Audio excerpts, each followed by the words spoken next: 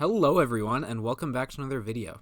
Last night, I just finished Crime and Punishment by Fyodor Dostoyevsky. I don't know how to say his first name. That's weird. I've never tried to read his first name. This is a book that I read mainly because Rand talks about it a lot, talks about Dostoyevsky and Hugo quite a bit, and how she likes their novels and like sort of the romantic era of literature, and I agree with that. I liked a lot of this book. I liked the characters made choices, that all those sort of things that Rand talks about, and I really liked how it kind of shows the importance of like the virtue of honesty throughout the book, because he couldn't really get away with lying. He couldn't get away with immorality. The whole idea of like the moral is also the practical was very much involved in this book, I think. Although not necessarily. There's a ton of problems with the philosophy of this book. It would take a lot to get into. But it has a very, very low view of man. It has a very low view of love also. I noticed the views of love that I had when I was religious were really prevalent in here, like kind of like how it was, what's the girl's name? Sophia, and Sophia and Raskolnikov's love is like very sacrificial and based on a sort of pity for each other and that sort of thing. Well, I was trying to see if I can get a thumbnail in here. Okay, that's good. That should be a thumbnail. But sorry, I got distracted. But we'll see if that actually becomes a thumbnail. I wonder if it'll give me that as a suggestion. But I liked this book. I thought it was a good book. I think Objectivist Dollar disagrees with me on that. He's not a big fan of Dostoevsky.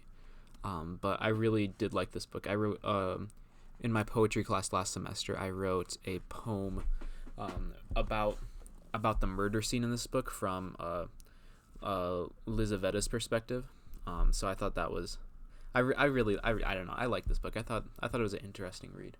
But now, for my next fiction book, I was thinking about moving on to maybe a different Dostoevsky book that I have, the brothers Karamazov, or maybe like Les Mis, or what else do I have up there?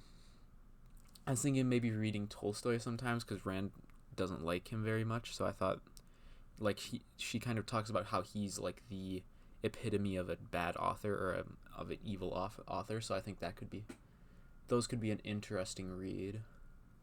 I was also thinking of maybe starting on some of Rand's plays, like Ideal or January 16th, or what's the other one? Think Twice. I have 3 plays.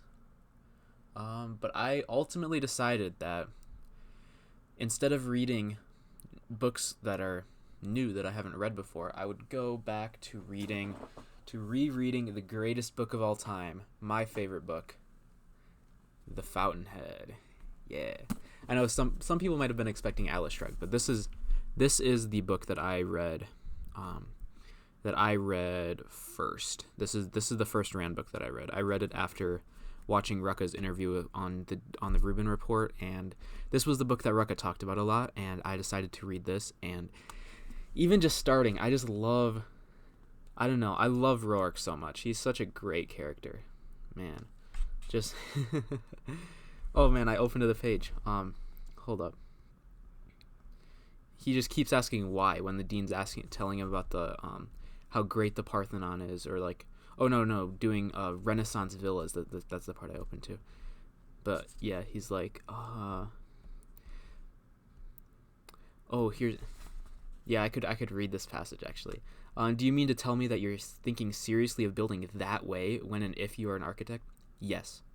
My dear fellow, who will let you? That's not the point. The point is who will stop me.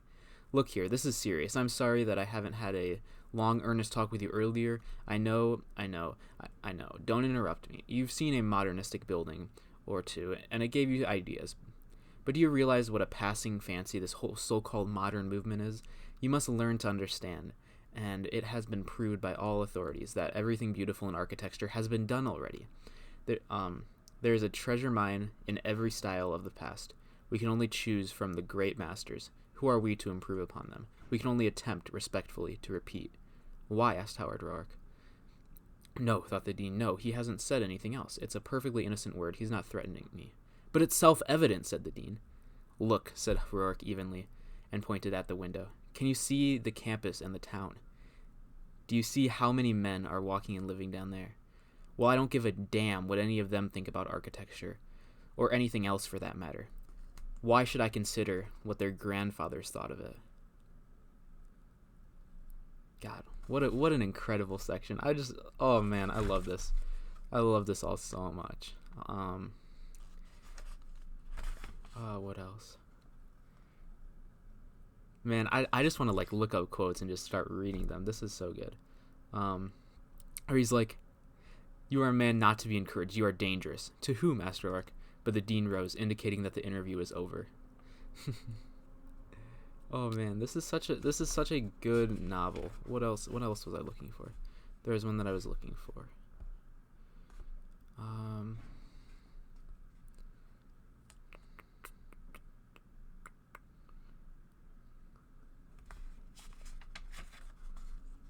There was some point where he's like, "Oh, you'd be a lot more convincing if you cared what I if you cared about convincing me." But yeah, it's a great book.